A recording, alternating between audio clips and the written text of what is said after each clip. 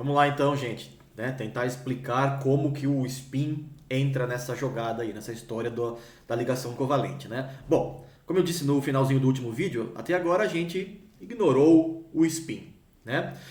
Mas a gente já viu também que o estado de uma partícula depende das suas coordenadas espaciais, que vão nos dar, por exemplo, o momento angular orbital, né, e outras características dadas pela equação de Schrödinger, mas depende também de um spinor que depende do estado de spin, momento angular de spin, né, que era, vocês se lembram disso, representado por uma coisa assim, SMS, né, em notação de Dirac.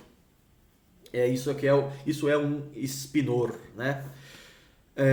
Portanto, né, a gente pode pensar em primeira aproximação que o estado da partícula é esse aqui, é um produto de duas coisas, né? A parte espacial da função de onda, solução da exit, né? E um spinor, que nos dá a contribuição do spin, certo?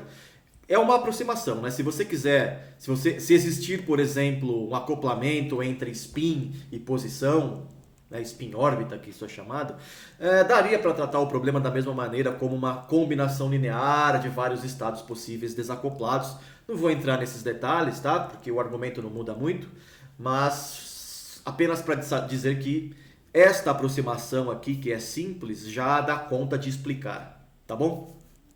Então vamos imaginar que isso daqui, né, seja a função de onda completa. Essa função aqui é a função de onda completa dos meus dois elétrons, né, da molécula de hidrogênio. Os dois elétrons ali, né, tem uma função de onda que depende da posição das duas partículas, R1 e R2, e também do estado de spin delas. Certo? Aqui representado de maneira mais enxuta, né, como apenas um R e apenas um S. Tá? E aí vamos lembrar do princípio da exclusão. O princípio da exclusão nos diz que existe a necessidade de simetrização, antissimetrização, da função de onda completa, e não apenas da parte espacial. Tudo bem?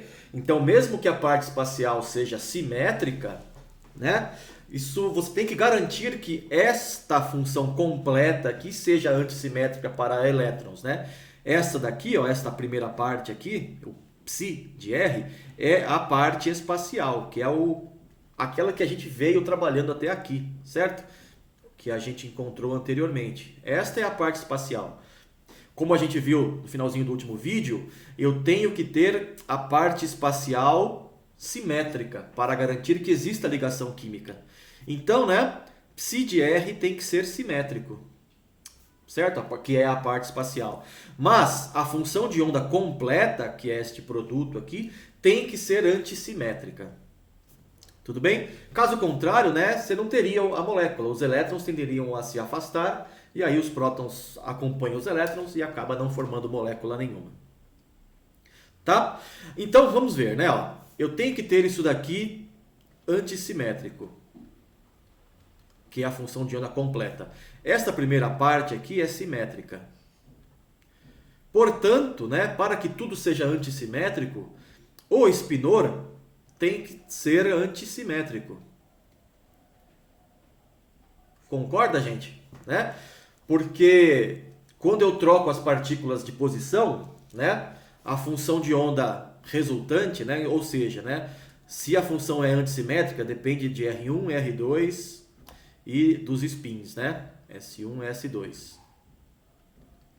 Quando eu troco as partículas de posição, e portanto de spin também, né, eu tenho que, isso aqui vai me resultar, então eu vou fazer o seguinte, eu vou colocar aqui o psi2, o psi de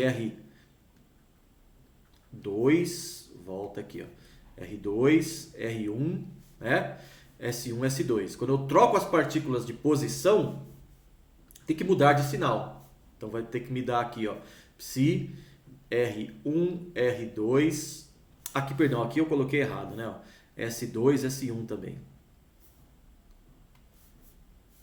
2, 1. Quando eu troco de posição as partículas, né, e portanto, né, o spin acompanha essa partícula, né, ela tem que mudar de sinal, R1, R2, e aqui vem o S1, S2. Percebe, gente? Eu tenho que garantir isso, da função aqui que depende da posição e do spin. Agora, a parte espacial apenas, né, a função solução da exit, que depende de R1 e R2, quando eu troco R1 por R2, ou seja, quando eu troco os elétrons de posição, ela não pode mudar de sinal. Então aqui seria R2, R1. Não pode mudar de sinal aqui. Portanto, quem tem que mudar de sinal é a parte que depende do spin, percebe? Essa mudança de sinal tem que vir daqui. Portanto, a parte antissimétrica a parte do spinor deve ser antissimétrica. Ou seja, né, o spinor deve ser uma função antissimétrica. Certo? Isso tudo no estado fundamental da molécula de hidrogênio, é o estado de menor energia possível. Ok, né? Agora vamos ver os estados possíveis para dois elétrons em relação ao spin. Né? A gente já viu isso anteriormente, tá? Eu vou relembrá-los no próximo vídeo, então, a respeito disso, tá? Então até daqui a pouco, gente. Valeu!